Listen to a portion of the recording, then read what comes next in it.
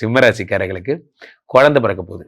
So குழந்தை பிறப்புக்காக ரொம்ப கஷ்டம். சொத்து விஷயத்தில் என் சித்தப்பா ஒரு வீணா போனவர் காசு தான் ஜாக்பாட் நம்பர் 3. ஜாக்பாட் நம்பர் 1 என்ன சொன்னேன், உங்களுக்கு கடன் அடை போகுது. ஜாக்பாட் நம்பர் 2 ரன்னிங் பண்ணி வரப்போகுது.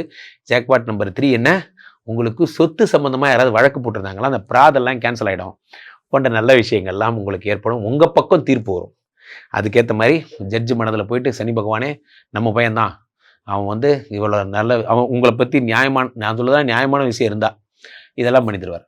இப்போ ப்ராப்ளத்துக்கு வரலாமா? இப்போ ப்ராப்ளம்னா என்னென்னா, உலகத்தில் நீங்கள் இப்போ யாரை பகிச்சிக்கவே கூடாது. யாரை பகிச்சிக்கூடாது சொல்லுங்கள்?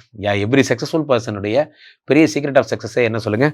அவனுடைய ஒய்ஃபு, அவன் யாரை ரொம்ப விரும்புகிறாங்களோ அவங்கெல்லாம் அவங்க கூட டச்சிலேயே ரொம்ப பிரியமாக இருந்து ஒரு சூப்பரான்னு சொல்லிட்டே இருப்பாங்க. அந்த கிக்கில் தான் அவன் மேலே முன்னுக்கு வரான். நன்றாக புரிந்து கொள்ளுங்கள். அது நின்று போயிடுதுன்னா அந்த பர்சனல் டிப்ரெஷனே அவனால் வேலை மேலே கான்சன்ட்ரேட் பண்ண முடியாது. நீங்கள் ஜெயிக்கிறீங்கன்னா உங்கள் உடல் நலன் சப்போர்ட் பண்ணியிருக்கு, உங்கள் குடும்பம் சப்போர்ட் பண்ணியிருக்கு, உங்கள் மனசு சப்போர்ட் பண்ணியிருக்கு. இது 3 சப்போர்ட் பண்ணதால தான் நீங்கள் ஜெயிச்சிங்க. இதில் 1 மிஸ் ஆனாலும் உங்களால் மிஸ் பண்ண முடியாது. அப்போ சிம்மராசிக்காரர்களுக்கு இது 3த்துலேயும் கை வைக்கிற மாதிரி ஒய்ஃபுக்கிட்டேயே பிரச்சனை வரும். ஏற்கனவே 7லே ராகு. அப்போ என்ன ஆகும் அப்படின்னா, ஜாக்கிரதையாக பேசுங்க.